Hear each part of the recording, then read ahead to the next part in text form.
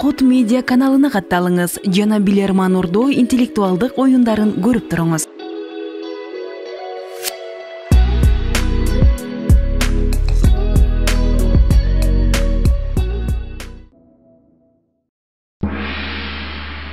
Assalamu alaikum, урматтуу телекөрүүчүлөр, кутмандуу кечиңиздер менен. 15 январь 2023 жыл ЛТРде Билерман Ордо кышкы сериялар мына ушинтип кадимки айлампада башталды. Бүгүн телекөрүүчүлөргө каршы мына ушул команда келген. Бул команда Динара Сапарова жетектеген команда. Анда эмесе команданы Ордого чакырууну мен баштаймын. Демек, кышкы сериялардын биринчи турунда Улукман Калыев бүгүн биздин Ордодо. Команда мүчөсү кесип боюнча юрист. Мамбет Жунус уулу. Команда мүчөсү кесип боюнча бухгалтер. Зайнидин Акботоев. Команда мүчөсү жеке ишкер учурда.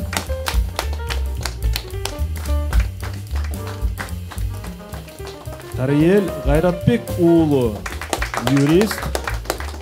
Команда мүчөсү.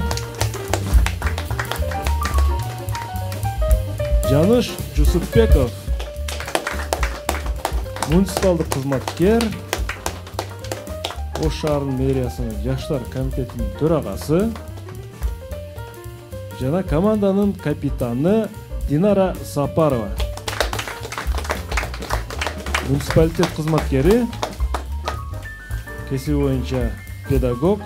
Мына ушул команда, урматтуу телекөрүүчүлөр, кышкы сериялардын биринчи турунда оюн жүргүзмөкчү.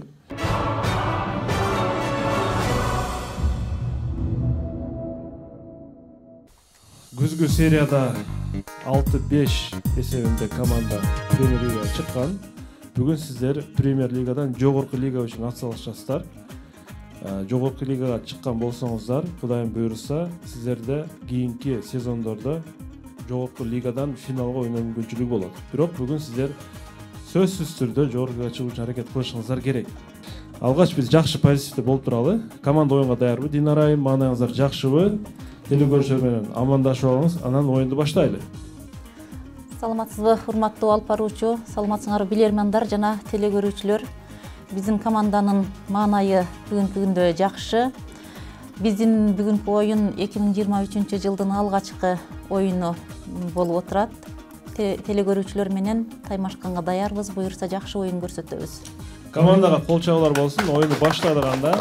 Урматтуу телекөрүүчүлөр, бизге суроо жөнөтүүнү уланта бериңиздер. Уюлдук телефондорду алып, биздин экранда турган даректерди жазып алсаңыздар болот. Facebook'ta Билерман Ордо, Instagram'da Билерман астыңкы Ордо, жана дарегибиз Ош шаар Ленин көчөсү 330 Билерман Ордо оюнуна деп жөнөтүңүздөр. ЛТРге деп кат аркылуу кабыл алабыз, жана Билерман Чекет ТВ күчүкчө mail chekip.ru. Биздин өнөктөштөрүбүзгө чоң рахмат билдиребиз. Ыраазычылык, адал таттуу дайыма жаңгана профессор Барбол кондитер фирмасы биздин өнөктөшүбүз, жана актив дизайн, полиграфия жана жарнак борборуна чоң рахмат. Эсеп 0-0 биринчи раундду баштадык. Биринчи раунд. Биринчи раунд демек. Кышкы сериялардын графиктери чыккан. Динара Сапарованын командасынан кийин биз Назгүл Талабек кыздын командасынын оюнун көрө болобуз. Жалбат командасы. Биринчи раунд силерге каршы Чопонай Тулебаева Кадамжар районунан суроо жөнөткөн. 1858 жылы 17 майда 19 кылым жөнүндө сөз кетип жатат. Самара губерниясына, Россиядагы, Нестор Васильевич Постников аттуу дарыгер 2 гектар жердин 1 гектарын сурап алып, ал жерге оорукана салат. Ошол 2 гектардын 1 гектарын оорукана салып, 1 гектарына ат баккан аткана салат. Эми сиздерге суроо. Бул орус дарыгери жалаң жылкы баккан аткана менен оорукананы бири-бирине кантип айкалыштырган? Эмне үчүн бул экөөнүн бири-бирине байланышы бар? кандай оорукана ал? Минута кетти. Геморрой оорусу эмес. Жылкы да отат. Ооруп. Транспорт эмеспи? Самал эмес, точно. Жок, ат мингенде геморрой оорусуна көбүрөөк билдирет да. Бирок Простатит. эмнеден неге жылкы да отат да? Жөн атты эле койсо болот эле. Жылкы минсе Простатит менен ошол ооруларга Эми жылкы терапия бар го? Транспорт катары колдонбойбу? Баягы Транспорт катары жок. ат менен адамдын организми кайсыдыр бир жактан окшош болушу мүмкүн да. Жылкынын немеси жылкы терапия бир гектарына менин оюмча ошол жылкыны минип дарыланат да. дарыланат. Жаныштын варианты жакшы болуп атат. Дагы Простатит Жылкынын варианты дагы эмнеге колдонот?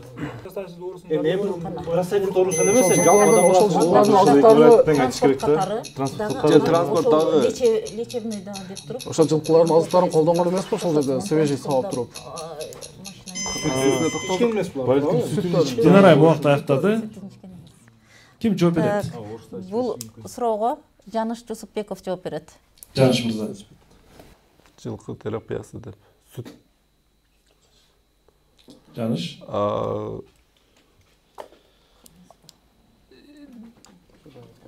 Жылкы дегенде ошол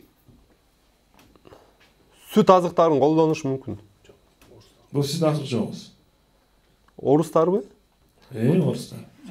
Орустар болгондо терапияга самал болот го. Самал. Самал болгондугу үчүн самал мисалы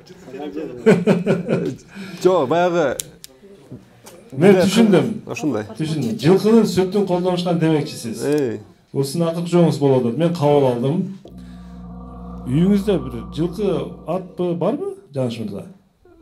Айылдагы үйүңүздө. Айылда үйдө жок го, бирок неме бар, жайлоодо бар. Жайлоодо бар. Мен үйдө бакпайбыз. Кымыз ичесиздер? Кымыз ичебиз. Минесиз? Минебиз. Туура жооп. 1858 жылы Нестор Постников Евразия аймагында биринчилерден болуп кымыз менен дарылоо ооруканасын ачкан. Биринчи жолу Европада кымыз менен дарылоо ооруканасын ачып, бул дүйнө жүзүнө жаңылык салган. Эсеп бердим эле азырынча команда өзүнүн пайдасына жооп тапты. Ошон үчүн жылкы минген аябай пайдалуу деп илгертеден бул сөз бар. Экинчи раунд.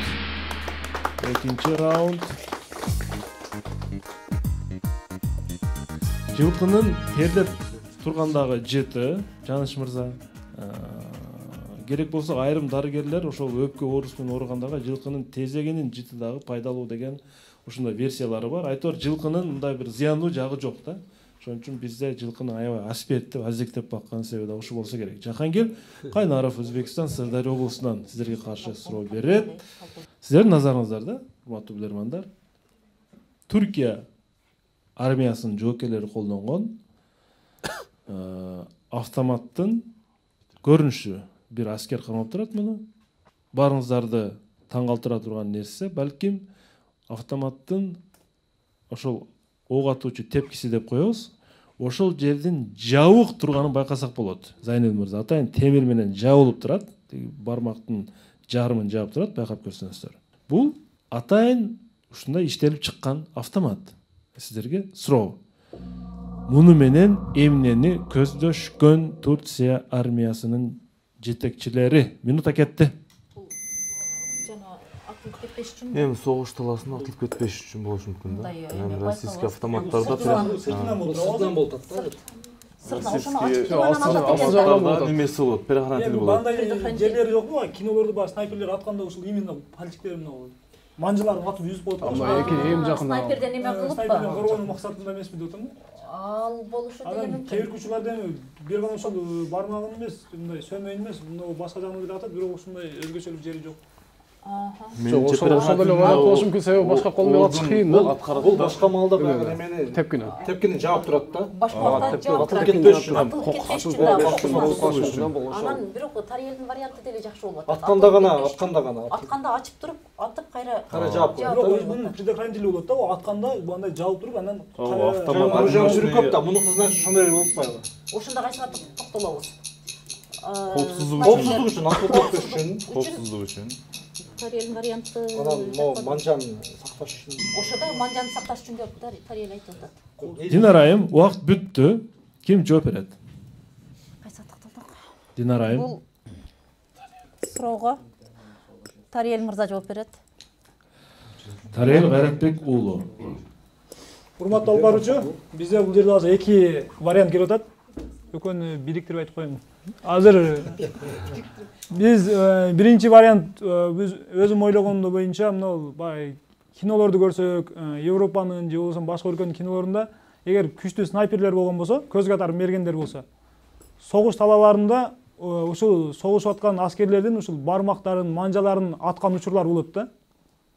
Бул биздин оюбуз ушул эми башка башка манжалары менен атканга ыңгайсыз болгондуктан ушул манжасын этияттоо максатында болуп атат. Анан экинчи вариантыбыз ушул автомат менен ок чыгарган учурда, аткан учурда гана колду салып туруп атсын, башка убакта бул атайын жабдык ошол жерде жаап турсун, коопсуздук үчүн баягы кокусунан атылып кетпесин деген вариант айтабыз. Ошондо биздин оюбуз боюнча биз экинчи вариантка токтолобуз. Эгерде автоматтын өз алдынча атылып кетишинен же болбосо кокусунан атылып кетишинен сакташ үчүн качан гана ок чыгарган учурда гана атыш керек. Ошондо гана ушул жабдык ошол темирди жылдырып туруп колду салып кийин атыш керек деген ойду ойлоп атабыз. Өз алдынча атылып кетиш керек деген. Жок, өз алдынча эмес, кокусунан баягы басылып кетпесин деген максатта. Түшүнүктүү. Жооп кабыл алыңар. Туура жооп. Автомат колдонуп көргөнсүзбү мындай? Да, колдонгонбуз.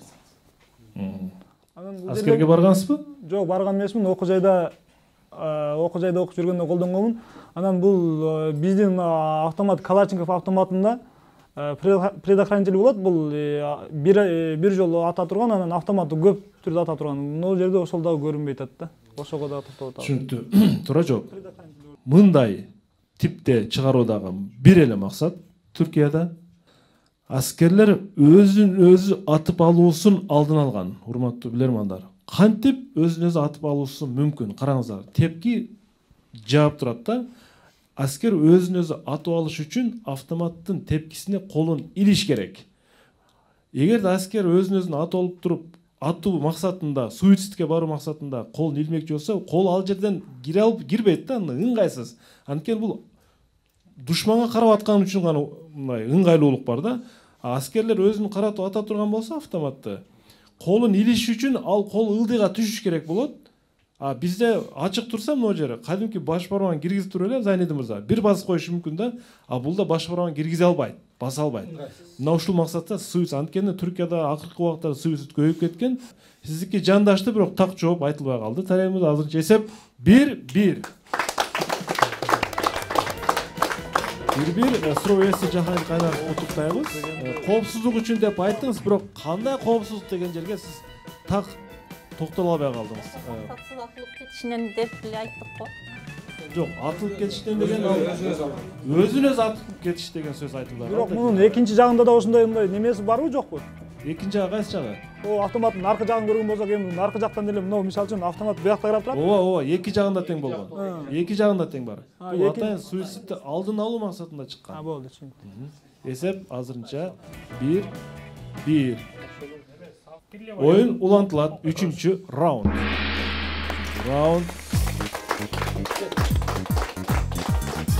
Автоматтык чачып жыйноо. Тарел мырза канча секундада жыйнагансыз? Мына чачып жыйноо. Эсиңизде барбы, жок? Анык эсимде жок. Ажамал Төлөгөн кызы Ош шаарынан сизерге каршы суроо берет. Сиздердин назарыңыздарга, урматтуу билермандар, бул телекөрүүчү мына ушундай суроону жөнөтүптүр. 1958-жылкы сүрөт, урматтуу команда. Бул сүрөт, документалдуу сүрөт, Россиянын бир аймагынан алынган. Сүрөттө ымыркайларды суукка алып чыгып коюшкан, караңыздар. Эмне себептен мындай суукта ымыркайларды суукка алып чыгып коюшкан? Кетти минута. Кадимки азыркы мындай Европада ушундай система бар экен, мен көрүп келгем. Жаңы туулган бөөктү мындай температурасы үйрөнүш үчүн жарым саат адаптациялы суук. адаптация болсун, жарым саат суука коюп адаптация алыш үчүн ошондой алып коюшат. Ушундай эмеде уккан да мен да уккан элем. Башкалар суука жаңы туулган бала. Анан бул жерде Башка вариантта карап көрөлү. Дагы башка варианттарда. Ооба чыгат. алда чоңурактай көрүнөт. Ала мына бизде чилде деп коет го, Зайнука. Бизде чилде деп коет. Чилденин да өзүнчө адамга пайда суук, чилдедеги сууктун да адамга бир какой-то бир пайдасы бар да. Денсаулык боюнча суроолор түшөт окуйт, саламаттык сактоо. Чилде суусу дагы пайдалуу, чилденин суусу. Эмеде, да, чилденин суусун да баягы ичсең, баягы ден соолугуң үчүн болот. Жок, азыр бул жерде азыр мындай кылалы, денсаулык бир вариант. Дагы эмне варианты дагы? Денсаулыктан башка иш. Бул жерде бир эле бетин ачыпты да. Бир эле бетин ачыпты. Калган жерлер жабык да. Негизи бирок мындай эмеге суука коет да өзү. Анан таза абага чыксын деп койгон. Же мындай өпкө тазалансын деген максаттагы же бетил ачып турат да бу жерде. Өпкөнүн тазаланышы болушу мүмкүн. Муздак аба. Денсаулык бир вариант, башка вариант дагы эмне вариант бар? Денсаулыктын ичине кирип кетет, өпкө, жаңы дене. Суукту суук менен, ысыкты ысык менен жеңиш керек деген нерсе бар го. Башка вариант. Ясно, денсаулык бир вариант. Бага ичинде башка Чорет үйүндө балдар батпай калды дейсиздер. жок, батпай калган эмес. 1958-жылда болду. Чорет үйүнө батпай калса да ошондой башка кийди. ысык менен ооруп. Менимче ошо денсаулык эле. Динара айым. Так. Ким жооп берет? Бул суроого Зайнедин Акботоев жооп берет. Зайнедин Акботоев. Эмне максатта ымыркайларды суукка алып чыгып коюшкан? Урматтуу алып баруучу, бул жерде мындай вариант болуп атат, бирок так эмес. Жеке өзүм Швед мамлекетинде болуп келгенине байланыштуу. Жаңы төрөлгөн ымыркайларды алардын салты боюнча организми ошол температурага мындай ылайыктуу болушун үчүн же болбосо үйрөнүү үчүн убактылуу бир мөөнөткө чейин, канча экенин билбейм, бирок ошол мөөнөткө чейин суукка коет экен да. Анан бул жерде дагы ымыркайларды ошол ден соолугуна байланыштуу. Эми бул жерде командада варианттар айтылды, өпкөсүнө, башкасына да. Бирок ошо ден соолугуна байланыштуу кандайдыр бир сууктун бир пайда эме кылыш үчүн, ылайыкташтыруу үчүн бөөктөрдү убактынча жаткырган да бул жерде биздин эме боюнча. Ошону эмне десек болот? Мисалы үчүн сиз ден соолук назарат кылып атасыз да. Бир сөз менен айта аласызбы? Мындай суукка адаптация болуш үчүн, иммунитеттин эме суукка эме кылыш үчүн, үйрөтүү үчүн. Жооп кабыл алынат. Суукка адаптация болуш үчүн иммунитетти бекемдөө үчүн дегендей. Калич айым, сиз кандай деп ойлойсуз? Эне катары кандай дейсиз? Урматтуу алып баруучу, эме биз деле ушулардын команданын оюна жакын эле биздин командадан да ошондой пикир чыкты. Балдардын иммунитетин көтөрүү максатында балдарды ошо суукка атайын алып чыгып койгон болуш керек деп. Себеби айрым микробтор, бактериялар суукта эме өлөт да, өлөт көбүнчө эле. Анан суукка чыдамдуу болуп, ошо кичинесинен ошо неме иммунитетин жакшыртуу максатында. Анан таза абада жакшы уктайт бала дагы. Мен туура жоопту айтам. Бул советтик медицинанын системасы десек болот. 58-жыл болсо, 1958-жылы ымыркайларды мындай кылып суукка алып чыгып коюшунун себеби алардын ден соолугунун иммунитетин бекемдөө максатында ушундай аракеттерди көрүшкөн. Анткени жаш бала суукка чыдамдуу болуп чоңойсо, ал оору-суруккодон оолак болушу бул медицина тарабынан далилденген факт экен. 2-1 эсеп. Жок, туура. Демек, бул өтө биз үчүн да пайдалуу маалымат болду. Ошон үчүн өтө эле аяй бербестен жаш балдарды убак-убагы менен сыртка чыгарып ойнотуп туруу бул алардын ден соолуктары үчүн пайдалуу деп эсептесек болот. Биз болсо 4-раундга старт беребиз. 4-раунд. Динара Сапарованын командасы бүгүн жогорку лига үчүн ат салышып жатат. Урматтуу телекөрүүчүлөр, Блиц раунд турат. Бектемир Исламов, Мирлан Абдыразаков, актив дизайнын суроосу турат. Дагы бир топ суроолор. Азимбек Матраимов Баткен районунан сиздерге каршы суроо берет. Урматтуу билермандар, кайсыл спорттун түрүндө, кайсыл мелдештин, эми спорт бул мелдеш, кайсыл спорттун түрүндө жеңилүү менен жеңиштин ортосунда аралык 8 метрди түзөт? Минута кетти. Жеңилүү менен жеңил. Чурко. Доли секундта 1 миллиметр болсо эми. Жок. 8 метр түзүлөт. Аралыгы 8 метр болсо анан жеңилүү менен жеңиш болот экен да. Рингтин немеси 8 метр эмеспи? Жок. Рингтинби? Жок, ал 8 метр эле чоң. 8 метр эмес а? Баардык спорт түрлөрүн карап коюш керек да. 8 метр болот. 8 метр. Суда сүзүү эмес, а? Суда сүзүү жок. Бул жерде мелдеш деп да коет да, конкреттүү. Мелдеш болсо чуркоо адамда аралыкта 8 метр болушу мүмкүн. Усейин Болттон да эмеспи? Чоң теннис, мисалы үчүн аралыгы 8 метр болсо, экөөнүн оралыгы 8 метр да.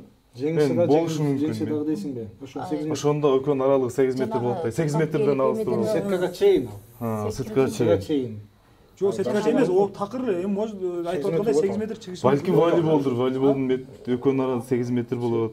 Мисалы үчүн 2 метр болсо. 8 метр болот. Секиргенче. Волейбол 8 метр болот. Жок, бир тараптыкы 8 метр болот, бир тараптыкы. Алар чындыгында да баягы немеден Ошо мындай секирип барганда секирип жеңилүүсү дагы 8 метр жеңген да. Эгер ошону эмеге тийбей өтүп кетсе, түшсө. Жок, ал жеңет. Эгер тийип калган болсо, жеңилүү. Ал ар кандай немеде болот да. Кайсы багы анын аралыгы 2 сантиметр болот да. аралыгы ошо кайсы токтолобуз. Теннис 8 метр эмес, жүзү ар кандай болот дейм ала. 8 метр кайсы спорт.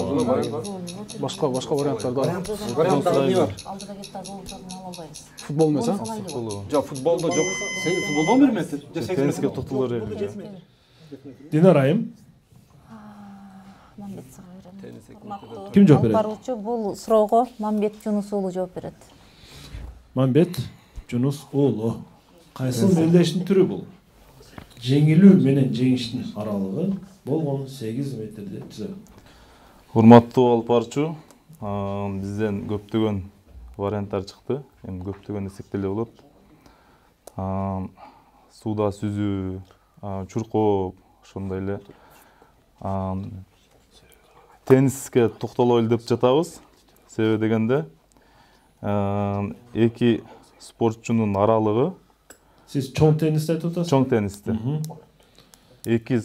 Берки кичине теннис, ал стол теннис деп аталабы. Мен биздин чоң теннисти айтып атабыз. Экөөнүн аралыгы 8 метр. 8 метр түзсө керек. Мен азыр ал спортту эрежесин дагы толук билбейт экенмин. Ушул болушу мүмкүн дейсиз? Ушул болушу мүмкүн. Божомол. Божомол. Анан башка вариант жок. Жооп кабыл алынат. Сагынбек Маманов, сизде кандай пикир бар сиздерде? Урматтуу алып баруучу, биз дагы аябай ойлонуп жатабыз. Ушул биринчи вариант бул аркан тартыш болуп калышы да мүмкүн деген варианттар болуп атат. Дагы бир эки спорттун түрүн биз такыр эсте албай атабыз да. Ушул аркан тартыш жакын болушу мүмкүн. Түшүнүктүү. Семетей. Урматтуу алып баруучу, мен да биринчи эле суроону укканда аркан тартыш оюма келди. Андан башка да ойлондум, шахматта болуп калышы мүмкүн. Шахматта 8 метрден туруп ойнойбу. Балким таштарды жүрүп баргыча 8 метр өтүп кетеби дегендей дагы. Кайсы шахмат түрүн айтып атасыз? Макул. Бул да оюңуз. Гигант шахматтар болушу мүмкүн, ыргыт гана, ыргыт ойной турган. Жоопту мен кабыл алгам, варианттарды да угуп көрдүм. Бул барыңыздар эле ойноп жүргөн кадимки аркан тартыш. Урматтуу меймандар, бир жагы 4 метр, экинчи жагы 4 метр. Кимде ким биринчи чыгып кетсе, ал жеңилген болот. Бир тарабы жеңет, бир тарабы жеңилет. Көптөн аркан тартыш ойнолго окшойсуздар, Динара, ойноп туруш керек анча-мынча. 2-2 эсеп. Азимбек Матраимов Баткен районунан телегөрчү тарапка дагы бир укуга алып келди. Жана азырынча теңдешүү. Аркан тартыш кантип сиздерге келбей калды? Таң калыштуу. 5-раунд. 5-раунд. Менче клубдагы башка билермандар аркан тартыш деген ой бизге дароо эле келди дешип атат. Мамет мырза анча-мынча аркан тартышып туруш керек окшойт. Блиц раунд.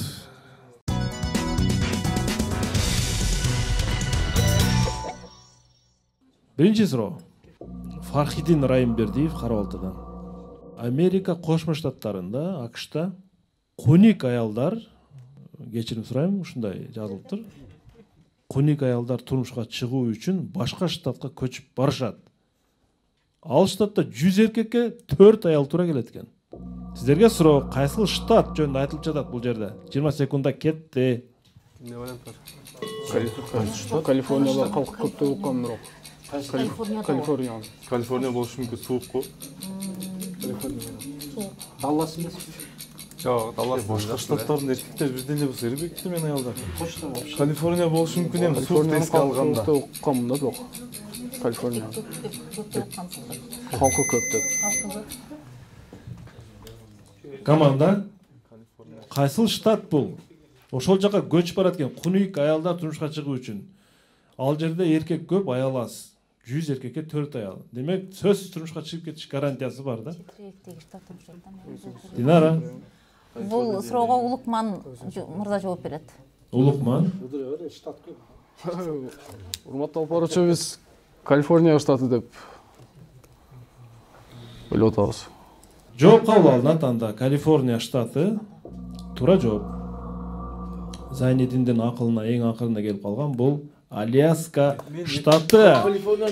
Урматтуу билермандар. Аляска штаты, ал жерде кыш дейм да мындай. Адам өтө аз жашайт.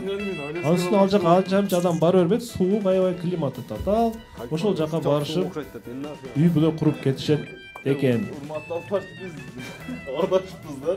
Иә. Калифорнияны мен Аляскага алмаштырып алдым. Өз негизи Аляска деп суук деп ошол жакта айтабыз болсо, оюм менин оюм ошол жакта болчу да. Калифорния десе деле оюма келбептир да. Айтып атканда алмаштырып аласыз. Мен түшүнбөйм. Зайниди мырза мен туура жооп кабыл алгандан кийин Аляска деди окшойт. Же Мамбет айтты, Мамбет айтты. Өтө өкүнүчтүү. Алясканы албадым. Блиц раунд токтоду тилекке каршы. Урматтуу билермандар. Фахридин Райымбердиев Кара Балта шаарынын тургуну телекөрүүчүгө 1 рупия алып келди. Жалпы эсеп 3-2. 6-чы раунд. 6-чы раунд.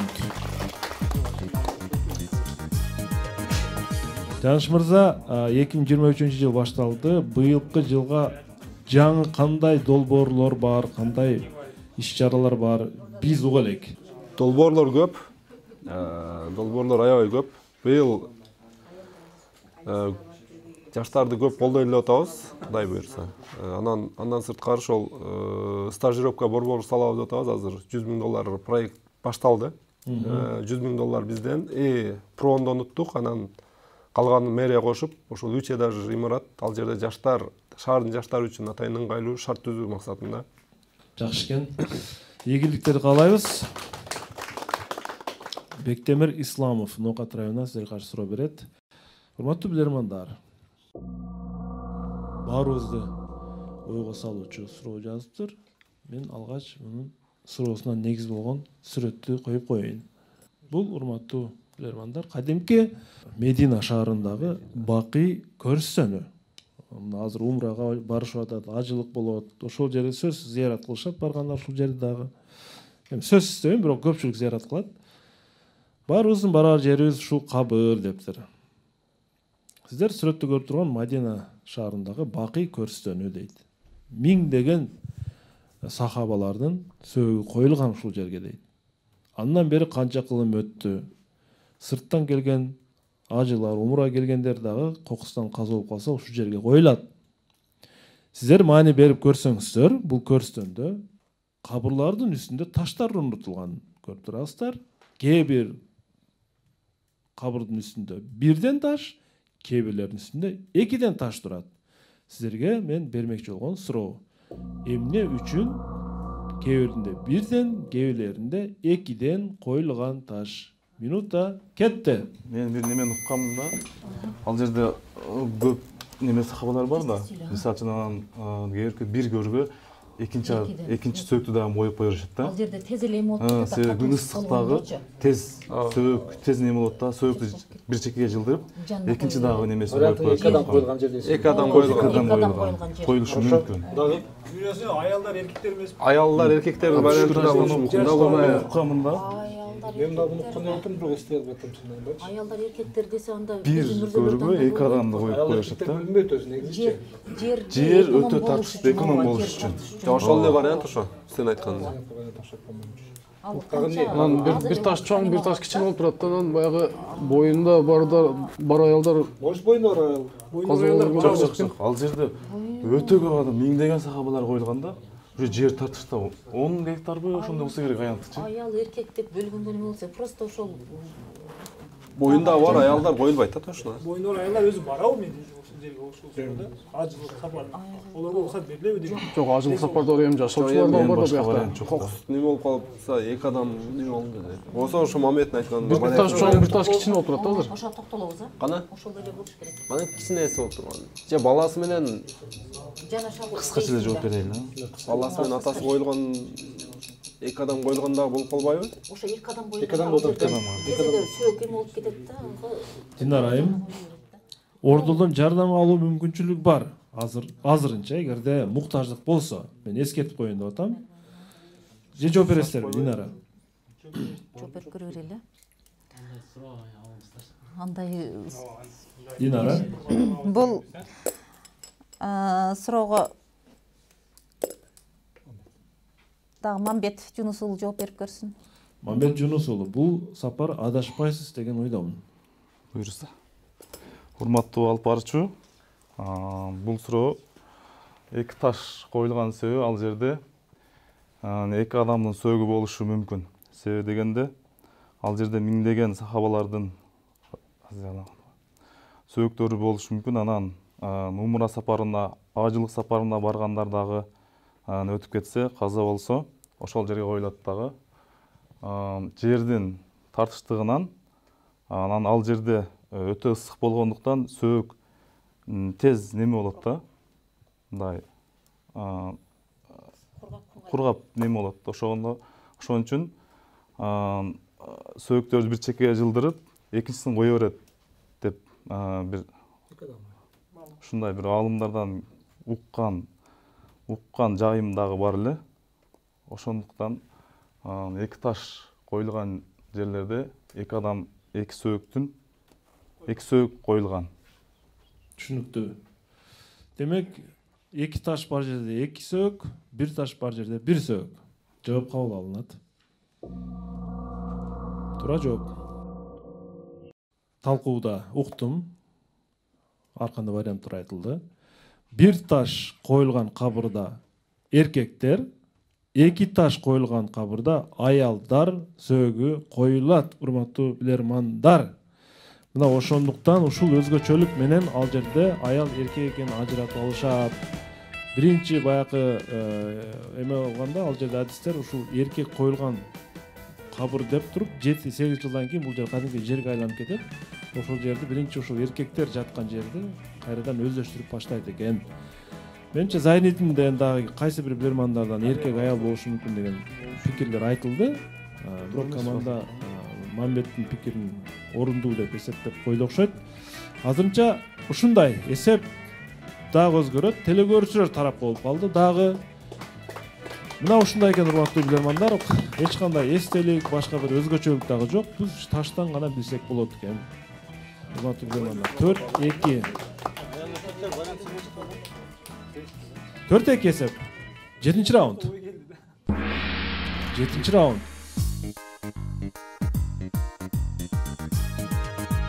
Жандаңыздар, шанс бар. Жолок лигаға чыгып кеттүүгө шанс бар командада. Өмүрбек Базарбаев Бишкек шаарынан силерге каршы суроо берет. Урматтуу билермандар, жакында мына Катарда дүйнөлүк футбол чемпионаты аяктады. Аябай чоң акча сарпталган чемпионат болду. Тарыхта мындай чыгым болбогон деп айтышууда. 220 миллиард доллар каражат кетти дейт. 8 стадион курулду бул чемпионатта. Ошол стадиондордун ичинен өзгөчө бир стадион менин көңүлүмдү бурду дейт. Ал стадиондун аталышы 974 деп аталат экен. Мисалы үчүн Аль-Баид, Халифа да ушундай бир топ аттар менен аталды да. Бул стадион 974 деп аталат экен. Анын эки себеби бар дейт. Биринчи себеби бул Катар мамлекетинин телефондук коду +974 менен башталат экен, Тариел мырза. Экинчи себебин табыңыздар. Кетти минута. Контейнер. Поезддин контейнери. Урматтуу алып баруучу, жооп берсек болобу? Урматтуу алып баруучу, бизде мөөнөтүнөн мурда жооп даяр. Жооп берсеңиздер болот. Кайратбек уулу жооп берет. Тариел, эми туура болуп калсын эми ушуга жараша. Тариел. Шаш койбодубу? Мына урматтуу алып баруучу, эми дүйнө эли өтө өзгөчөлүк менен көңүл буруп көрдү. Алардын катарында мен да өзгөчө көрмандык кылдым. Бул чемпионатка анын Кайсы команда көрмандык кылдыңыз? Мен жок. Мен ар оюндун мындай бүтүшүнө карата мындай позициям өзгөрүп атты да. Өзү биринчи акыры келип Аргентина болду. Жок, биринчи Португалияга неме болгонмун, колдогонмун. Португалия утулуп калгандан кийин Хорватия менен Мароккого ойноп атканда экөө тең финалда ойноп, экөөнүн бирөөсү утсын дедим эле, бирок Китайга каршы экөө тең финалга чыкпай калды. Анан финалда мен Францияга болеть этим. Түшүнүктүү. Жоопту айта бериңиз. Жооп боюнча бул немеде өткөн чемпионатта 974 деген көпчүлүк эле адамдарга маалымат таркатылды окшойт. Бул поезддин контейнеринен жасалган баягы оюн бүткөндөн кийин кайра аны бузуп койсо дагы мындай ыңгайлуу болгон үчүн ошондой өзгөчөлүк менен жасалган стадион деп биздеги маалымат боюнча ошондой. Бул контейнерлердин жардамында курулган да. Ошончо 974 контейнерден куралган. Кийин аны кайра өзгөртүп бузуп салганга дагы мүмкүнчүлүк, себеби жерди кайра башка максатта иштетүүгө дагы болот деген мааниде. Жооп туура. Бул 974 контейнерден курулган стадион болчу. Кайра бузганга ыңгайлуу болуш үчүн команда 1 минут упай үнөмдө сактап калды. Аны каалануучу пайдаланса болот. Ал эми жалпы эсеп болсо 3-4 билермандар дагы да болсо 1 упай артта. 8-чи раунд.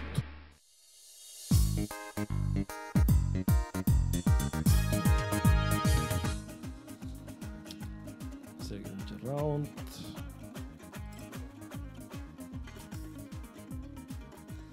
Актив дизайнның суроосуна келди.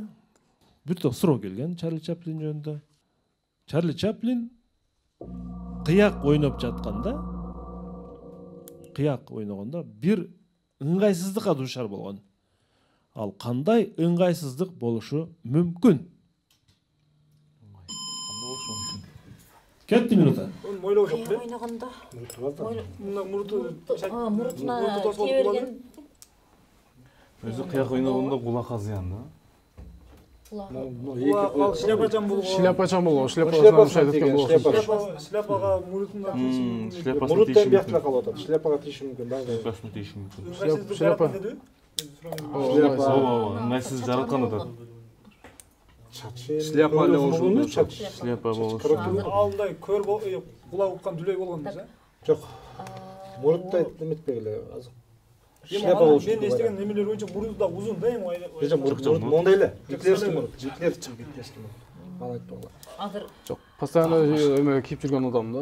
Шляпа кийип жүргөн. Анан немечи, мына колдорунда мындай тырнактарында мындай неме болгон эмеспи? Тырнак болуп калышы мүмкүн. Себеби ыңгайсыздык бар. Урууларга мындай маалыматтар боюнча урууларга дагы ошо тырмактары неме жаратат, ыңгайсыздык жаратат. Анан ушундай неме кыяк ойногондорго, коңуз ойногондорго дагы мындай ыңгайсыз деген. Тырнагын алып койсо болот да оны. Жок, болгонун кыскалыгычы. Жок. Болушу мүмкүн, болон жетпейт. Мына кинолорду көрсөтсөңөр. Шляпа бар. Мүмкүнбү? Галстук жок анда? Галстук жок. Бу үнөмдөргө минуттан алып талкуулайлы же ортодон жардамалайлы. Жок, азында шляпа жок, шляпа. Динара. Кандай чечим келдиңиздер? Урматтуу алып баруучу, биз үнөмдөлгөн минутабызды алабыз. Кетти үнөмдөлгөн минута. Шляпа болушу мүмкүн. Ошол анан Жак шляпа, шляпасын чечкен эмес болгон да. Чечкен эмес болгон. Өз Чарли Чаплинди элестетиш керек. Бой кичинекей. Бой кичине. Жада муруту бар. Кыскалыгычы. Ыңгайсыз. Скрипкага узун колдун кереги, скрипка деле кичинекей эле. Эми шляпадан башка вариант жок болуп атат. Ошо шляпадан лучший. Ал шляпаны чечкен эми чечип коюп эле неме кылса болсо керек. Жок шляпа. Мойну кыска эмеспи, мындай неме койгондо корксо эле, өз бою кичинекей адам. Ооба, мойну кыска болгон. Бирок ал шляпасын чечпеген Денеси мешать эткенде ооба, боюнун кичинелиги деп туруп, мойну, колу бардыгы кирип кетет да. А шляпасын деле кошуп айтасың. Ордон жардам сурайлы. Шляпа башка вариант болуп калат. Ордон жардам сурайлы. Ордондонбу? Бул да вариант бар экен. Азыр шляпа жакшы эле вариант болду. Жок, неме болбой калат эми. Азыр 4 болуп турат да. Шляпа деп жооп бере берели. Жеңиш керек да. Главный жеңиш керек. Мүмкүнчүлүктөрдү туура чыгыш. Шляпаны алып берели онда. Азыр 5 болуп калат, биз жеңилип калсак. Динара айым үнөмдөө минутада аяктады. Кандай чечимге келдиңиздер? Ким жооп берет? Алайлы ортодон мында. Урматтуу алып баруучу, мен өзүм жооп бергенге аракет кылайын. Бул Чарли Чаплиндин бою кичинекей болгон, ар дайым шляпа кийип жүргөн. Анан кыяк ойногондо ыңгайсыздык ошо боюнун кичинелиги болгон. Боюнун кичинелиги деген эме. Боюнун кыскалыгынан анан шляпасын ар дайым шляпа кийип жүргөн, анан мындай эме кылганда шляпа кийип ойногондугу ыңгайсыздык болгон, жараткан. Жооп кабыл алынат. Ордодон жардам алсак, албасакпы деп экиленип калдыңыздар. Эми ордонун пикирин угуп көрөйм мен. Экинчи жолу. Семете мырза. Балким Чарли Чаплин сологой болгондур. Сологойлугу себептүү ага ыңгайсыздык жараткандыр, чертүү. Түшүнүктүү. Залкар. Мындай пикир болуп атат. Ал түшкөн көптөгөн тасмаларда үнсүз болгон да, ошол ойногон үнү чыккан эмес. Ошол себеп болушу. Ыңгайсыздык болгон дейсизби? Ооба. Түшүнүктүү. Эми туура жоопду айтам. Шляпасы канчалык деңгээлде ыңгайсыз жаратышы мүмкүн? Ал өтө чоң шляпа кийген эмес. Кадимки кичинекей кайрылмасы бар гана шляпа кийген. Ага эң негизги жараткан ыңгайсыздык Динарайым, ал сологой болгон. Сологой болгондугу үчүн кыяк ойноп жатып өтө ыңгайсыз болгон. Анткени оң колду комуз чепкен адам сол колду комуз чепте албайт да, кыйналып калат. Мына ушул себептен де Чарли Чаплин бир топ ыңгайсыздыкка дуушар болгон. Команда дагы бир упай алдырып койду ушул жерден. Менче ордодон жардам алса, эгерде Семетей мындай 5-3 жалпы эсеп. Эми абал бир аз оорлошу десек болот. Команда эми өтө сергек болуш керек. 9-чу раунд. 9-чу раунд.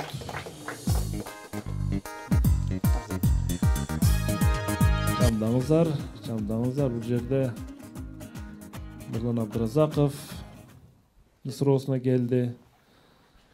Архитектор кесиби боюнча Аксай районунун тургуну.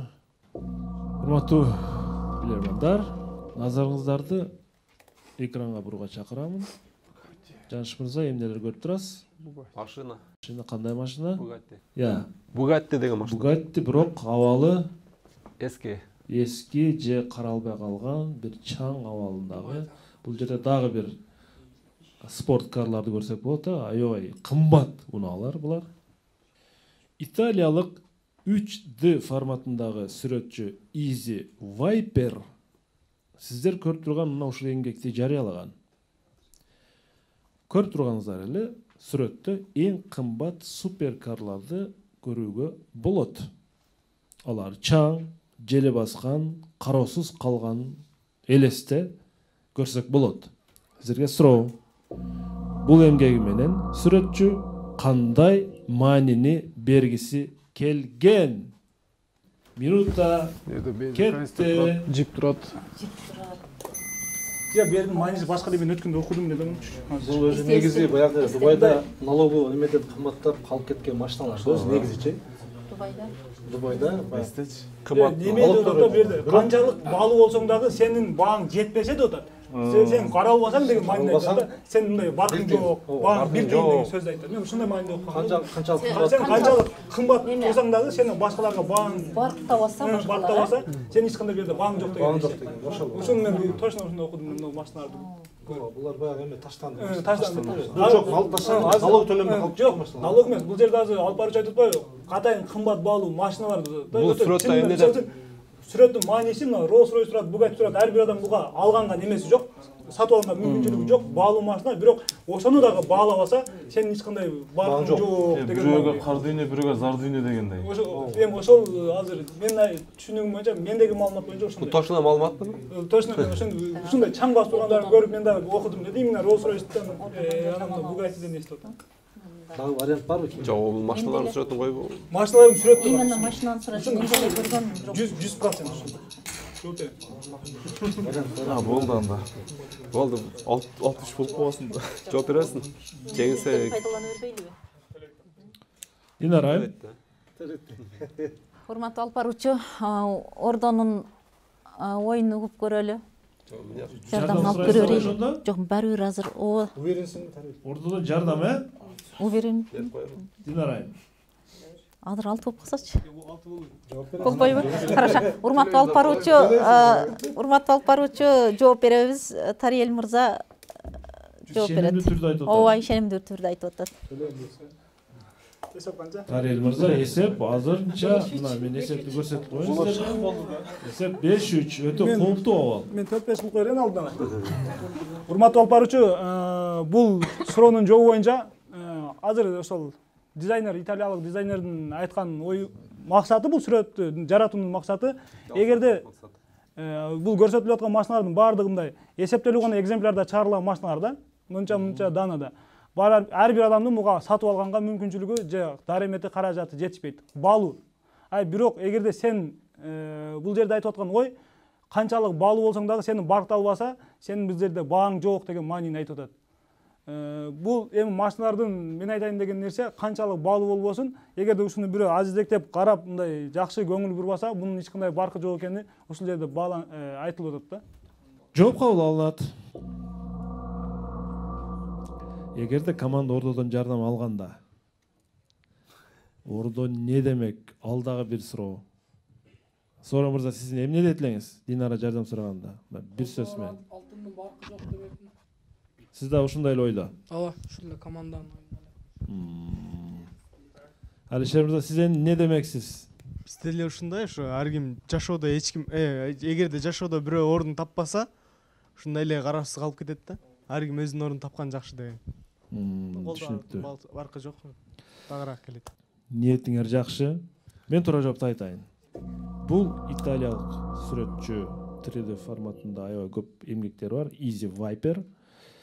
Мындай эмгеги менен электро унаалардын заманы келгендеги көрүнүштү айткысы келген. Электромобилдер, Tesla жана башка унаалар келип, бул кымбат унаалардын доору бүттү, бензиндин, күйүүчү майдын доору бүттү деген бир пикирди айткысы келген Тариел мырза. Команданын эмеси. Өтө өкүнүчтүү. 6-3 эсебинде мына ушинтип кышкы сериянын биринчи турунда Динара Сапарованын командасы тилекке каршы жеңилүүгө дуушар болду. Электромобилдер келип, адамдар электромобилдерге өтө баштайт. Кыргызстанда да бул процесс аз-аздан башталып баштады. Европада, Америкада кадимкиде көрүнүшкө айланды. Аларда адамдар электромобилге өтө баштады. Бул өтө үнөмдүү. Мамед мырза жакшы билесиз, 50 сом, 30 сом менен сиз бир жума машинага эч кандай каражат сарптабай жүрө бересиз деген сөз. Менимче бул пикир Ордодо бар беле жок беле? Кимдир бирөөдө? Менимче эч кимде жок. Оюн бүттү. 6-3 эсебинде оюн жыйынтыкталды. Семете мырза, оюнга кандай баа бересиз? Командада кандай оюн жүргүздү бүгүн? Андан кийин сагындануугалы? Урматтуу алып баруучу, биз оюнга күбө болдук. Биз жеңишти күттүк эле, тилекке каршы жеңилүү болуп калды. Кийинки оюндарга ийгилик каалайбыз. Кайсы мындай оюнчу бир аз аракетчил болду? Мен бул оюнда Тариел мырзаны мыкты деп баалайм. Анткени командага бир мүнөттүк үнөм алып келди. Анан көп идеяларды чыгарып, өзү да талкууга активдүү катышты да. Анан акыркы берген жообундагы биз аябай мыкты деп баалап атабыз. Философиялык бир. Ооба, ниет ал жакшы, мындай караганда философиялык жактан жакшы нерсе негизичи. Бирок туура болбой калды, тилекке каршы.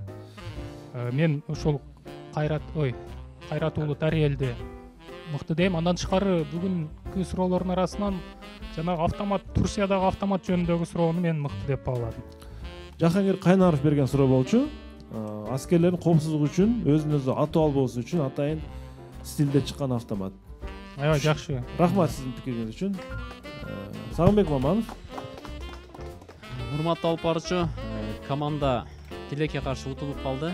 биринчи оюндарда өзү дайым айтып келебиз, эң биринчи раунд команда үчүн, өзү билермандар үчүн маанилүү деп.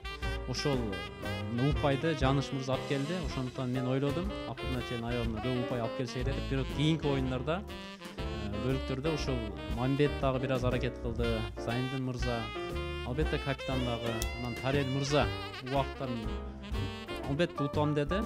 Акыркы суроодо бир аз ошол өзүнүн философия ою менен тилекке каршы утулуп калды. Албетте бул жеңил эч нерсе эмес. Ошондуктан активдүүрөөк деп балайбыз, мындай жигердүү катыштуу деп ушул инсандарды. Ал эми суроо боюнча айта турган болсок, ушул биринчи кымыз менен дарылоо деген дагы негизи жакшы. Себеби улуу инсандар, керек болсо көп мыкты, мисалы үчүн Якупович дагы ушул нерсени айтканда, атайын телеканал аркылуу Кыргызстанга барыңыздар, дарылаңыздар. Бул деген нерсе биз кыргыз элибиздин дагы мындай жакшы чет өлкөгө импорт кыла турган нерселерибиз көп экен да, ошону айтмакчыбыз. Ал эми албетте мыкты суроо бул Семетей мырза айткандай ушул Турцияда суицидтин алдын алуу боюнча эң жакшы механизм экен.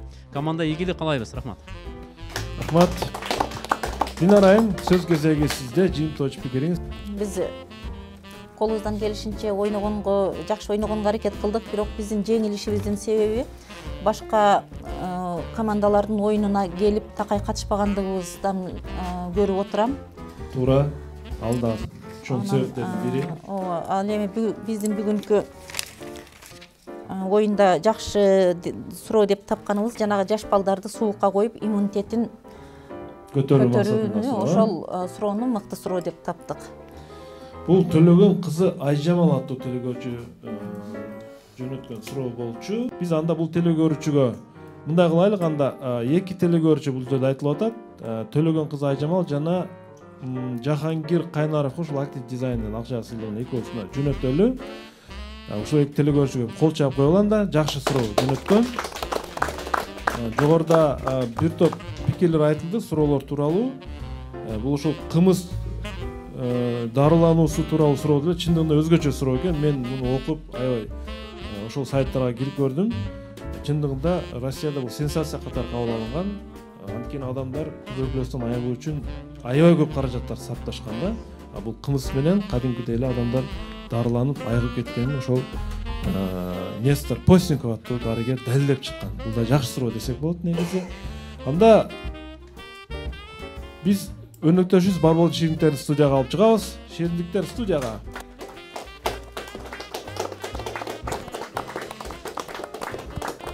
Бар болго чоң рахмат. Демек, урматтуу телекөрүүчүлөр, биринчи тур ушуну менен жыйынтыкталды. 6-3 эсебиндеги алгачкы командалык жеңилүү аябай бир жагынан өкүнүчтүү десек болот. Анда биз кийинки оюнда Назыл Талабек кызын бул жерден күтүп алабыз. Билеги күчтүү бир жыгат, билими күчтүү миңи жыгат. Көрүшкөнчө ассалому алейкум, аман болуңуздар. Чоң рахмат.